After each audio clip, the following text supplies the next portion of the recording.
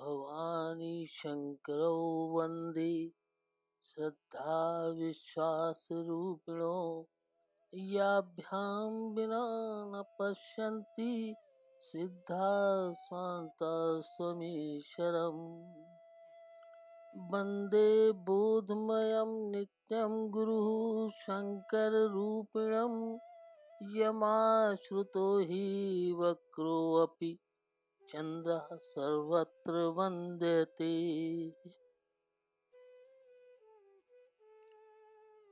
इसके पहले ध्यान के बारे में कुछ बात बताई गई है।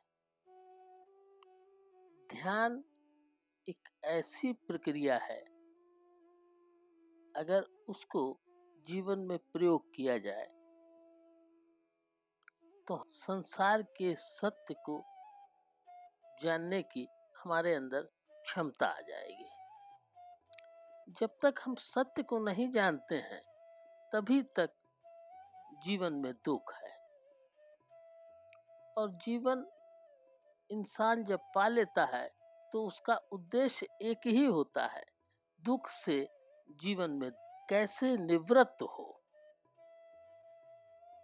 कोई नहीं चाहता कि हम जीवन में दुखी हो, दुख से दूर जाना चाहता है। रामचरितमानस में बहुत सी तकनीक, बहुत सी फिलॉसफी बताई गई है, और जीवन के 3 सिद्धांतों का भी प्रयोग बताया गया है। मैं आपको एक्सप्लेन करने की कोशिश करता हूं। ये 3 सिद्धांत कौन से हैं? 3 सिद्धांत ये है। नंबर 1, पहला सिद्धांत ये है कि जीवन जो चल रहा है इसमें मूलभूत गिव एंड टेक, गिव माने देना और टेक माने लेना। गिव एंड टेक का सिद्धांत इस संसार में अकाट्य है। अगर आप कुछ लेना चाहते हैं तो आपको कुछ देना पड़ेगा। अगर आपने इस सिद्धांत को तोड़ा तो आपके जीवन में समस्या जरूर आएगी। आप प्रयोग करके देखें। आप ऑक्सीजन लेते हैं और आप सोचें कि हम कार्बन डाइऑक्साइड न दें तो आपके जीवन में समस्या आ जाएगी। आप बाजार जाएं और वहां से कुछ सामान लें किसी भी दुकानदार से, और आप कुछ न दें तो भी समस्या आ जाएगी। जीवन के हर क्षेत्र में शरीर, इंद्री, मन, बुद्धि, अहम, इन 5 स्तर पर जीवन में गिव एंड टेक ला वर्क कर रहा है। ये ला आपको ऐसे नहीं समझ में आएगा जब तक आप मेडिटेशन अपने जीवन में नहीं जोड़ेंगे। इस सिद्धांत को आप हवा में उड़ा देंगे। गिव एंड टेक ला जो है ये आपके जीवन का मूल सिद्धांत है। इसके बाद दूसरा सिद्धांत क्या है? एक्शन और रिएक्शन। एक्शन रिएक्शन का सिद्धांत है। ये जो सिद्धांत है, देखिए बड़े कमाल की बात, मैं बीच में थोड़ा सा रोक करके एक नई चीज आपको बताना चाहता हूँ कि विज्ञान और अध्यात्म दोनों मिल करके जब चलेंगे तो जीवन में जो आप चाहते हैं वो होगा, जो आप नहीं चाहते हैं वो नहीं होगा। विज्ञान ये सिद्धांत देता है कि आपके जीवन में गिव एंड टेक ला है। दूसरा सिद्धांत है आपके जीवन में एक्शन और रिएक्शन का है। ईच एक्शन है इक्वल एंड अपोजिट रिएक्शन। तो अब आप इस सिद्धांत को जरा जीवन पर लागू करके देखिए। जब आप इस सिद्धांत को जीवन में लागू करेंगे तो आपको समझ में आएगा हम क्या चाहते हैं। हम सुख चाहते हैं। तो जब आप सुख देंगे तो उसका रिएक्शन होगा। ये आपका एक्शन है कि आपने सुख दिया है, लेकिन रिएक्शन में अपोजिट रिएक्शन है कि सुख वापस आएगा। अगर आप दुख अपनाएंगे तो इसका रिएक्शन क्या होगा? दुख भागेगा। जो चीज आप चाहते हैं वो देना शुरू कीजिए, जो नहीं चाहते हैं उसको आप थोड़ा सा अपने जीवन में बर्दाश्त करने की कोशिश करें। अगर हम दुख नहीं चाहते तो दुख अपना लें। रामचरितमानस में इस सिद्धांत को कहा गया ये तप है। मैंने 3 सिद्धांतों का जिक्र किया था जो रामचरितमानस से आए हैं, वो तप, सेवा और सुमिरन है।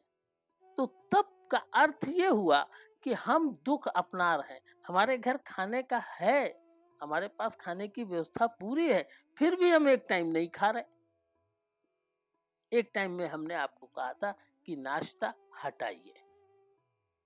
अपने जीवन में जो लंच है उसको हटा करके वहां पर फल फ्रूट्स और वहां पर थोड़ी हरी पत्ती को लेना है।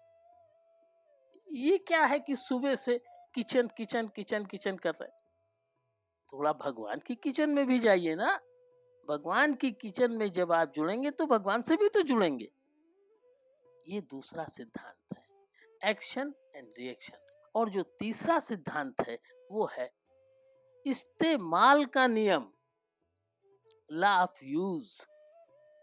अगर आपके घर में कोई चीज पड़ी है और आप उसका 6 महीने साल भर इस्तेमाल नहीं करते हैं तो वो फिर कुदरत उसको इस्तेमाल करा देती है। कुदरत कोई ऐसी व्यवस्था बना देगी कि उसका इस्तेमाल हो जाएगा। आप उदाहरण के तौर पर आप अपने घर में कुछ एक्स्ट्रा अनाज ला करके रख दीजिए ज्यादा मात्रा में, और आपके यहाँ उसका 6-8 महीने प्रयोग ना हो तो आप देखेंगे कि उसमें कुदरत कीड़े पैदा कर देगी। डिफरेंट टाइप के अनाज में डिफरेंट टाइप का कीड़ा अपने आप कुदरत पैदा करती है और उसका इस्तेमाल करा देती है। इसी तरीके से आपके पास पुराने कपड़े पड़े हैं 10 साल पुराने, जिनको आप न कभी पहनते हैं न कभी उसका कोई इस्तेमाल है, लेकिन आपके घर में वो बक्सों में पड़े हुए, तो भगवान उसमें कीड़ा लगाएगा। वो इस्तेमाल तो कहीं ना कहीं हो ही जाता है। आपको चाहिए ये दूसरी चीज इसमें जुड़ जाएगी। पहले चीज में आपने अगर भोजन के नियम को बदला तो इसको तप कहते हैं। और दूसरे में अगर आपने जो आपके पास अनयूज्ड चीज है जिसका साल 2 साल 3 साल में भी कोई इस्तेमाल नहीं हो रहा, तो किसी दूसरे के इस्तेमाल में दीजिए भाई, घर खाली कीजिए। क्यों उसके पीछे इतनी चिपकन है कि साहब ये हमारे विवाह का कोट रखा हुआ, विवाह हुए भी 40 साल हो गए, उसका कोट रखा हुआ, उसका तुक क्या बनता है?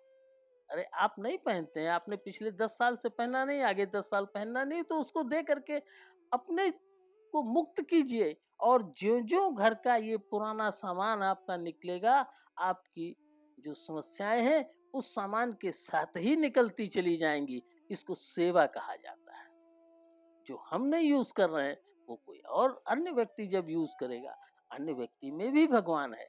क्योंकि रामचरितमानस का दावा है, सिया राम मैं सब जग जानी। भगवान सबके अंदर बैठा है, सबके अंदर व्यापक एक ब्रह्म अविनाशी और सद चेतन घन आनंद राशि। वो बहुत उसकी क्वालिटी है, वो सत है, चेतन है और आनंद की राशि है। और ऐसा प्रभु हमारे अंदर बैठा हुआ है। ये जो प्रभु हमारे अंदर बैठा है ये हमको देखता रहता है क्योंकि हमारे बिल्कुल करीब में बैठा है। तो मैं आपको बता रहा था कि ध्यान जो है वो आपको सत्य पकड़ा देगा। ये तीनों सिद्धांत, ये तीनों जो आपको अभी मैंने बताए कि जीवन के 3 रहस्यमय सिद्धांत हैं, वो आपके पकड़ में आने लगेंगे, आप उनको समझने लगेंगे। और जब आप समझने लगेंगे तो जो भगवान के पास चीजें हैं वो आपके पास भी आएंगी। स्वास्थ्य, शक्ति, आनंद, ज्ञान और प्रेम। ये जो 5 चीज आप जिनकी लालसा है, जिनकी आप शुरू से डिमांड है और जिनके लिए आप प्रयासरत हैं, प्रयासरत भी हैं, पूरे जीवन इन्हीं 5 चीज के लिए प्रयास, ये आपको स्वतः प्राप्त होने लग पड़ेंगे। इसमें ये नहीं है कि ये हिंदू करेगा तो प्राप्त होंगी, कोई अन्य कम्युनिटी करेगी तो प्राप्त नहीं होगी। इसमें धर्म से कोई मतलब नहीं। ये तो एक ऐसे वैज्ञानिक सिद्धांत है, इस पे जो भी अभ्यास करेगा उसके जीवन में ये पांचों चीजें आ जाएंगी। और इन पांचों चीज को पाने के लिए किसी भी धर्म का व्यक्ति हो, वो इन पांचों के लिए तो दौड़ धूप कर रहा है। अब आप समझिए कि ध्यान से ही ये सारी चीज आपकी खुलेगी। कैसे? जब आप ध्यान करेंगे तो सत्य का जागरण होगा, सत्य दिखाई देने लगेगा। जब आपको सत्य दिखाई देगा तो भगवान का नाम आपके जीवन में कमाल लाएगा। इसको कहते हैं निरूपण। लेकिन निरूपण से नहीं बनता है। आपने जान तो लिया कि भगवान अंदर बैठा है, इसका निरूपण तो आप कर लिए। मैं आपको एक एग्जाम्पल के द्वारा समझाने की कोशिश करता हूं। एक गरीब व्यक्ति है, अपने घर में टूटी खाट है और बहुत गरीबी में जी रहा है। उसके घर खाने का नहीं है, उसके घर सुविधाएं नहीं है। एक दिन उसका एक दोस्त मिलने आता है। वो दोस्त जौहरी है। वो मिलने आता, कहता अरे आप तो बहुत गरीबी में जी रहे हैं भाई, आप पहले बहुत अच्छे थे, ये क्या हो गया, आपके जीवन में इतने दुख क्यों आ गए? उसने कहा साहब दरिद्रता आ गई है, गरीबी आ गई, घर में कुछ नहीं। तो जौहरी जो उसका फ्रेंड मिलने आया था, उसकी निगाह सामने एक अलमारी पर गई। उस अलमारी में एक नीला चमकदार पत्थर रखा था। उसने दोस्त से पूछा ये क्या है? उसने कहा पता नहीं, पत्थर होगा। वो गया, उसने उठा के देखा। उसने कहा अरे यार तुम कैसे हो, ये तो हीरा है और इसकी कीमत तो 20 करोड़ रुपए है। मैंने कहा अरे हमको तो मालूम ही नहीं था। लेकिन आज निरूपण हुआ है, अभी तो निरूपण हुआ, लेकिन दरिद्रता मिट गई, परिस्थिति वही है। टूटी खाट अभी भी है, घर में कुछ अभी भी नहीं है, लेकिन ये नाम का निरूपण हुआ है। उस जौहरी ने बताया है कि ये हीरा है, पत्थर नहीं, इसकी कीमत 20 करोड़ रुपए है। तो उसकी दरिद्रता उसी वक्त मिट गई जिस समय उसका निरूपण हो गया। लेकिन निरूपण से फिजिकल दरिद्रता नहीं मिटेगी, उसके लिए जतन करना पड़ेगा। इसको रामचरितमानस में बहुत अच्छे ढंग से समझाया गया। नाम निरूपण नाम जतन ते, पहले निरूपण हो फिर जतन हो। अब इस हीरे को आप बाजार ले जाइए, इसको बेचिए, इसके पैसे लाइए और घर की परिस्थिति को बदल डालिए।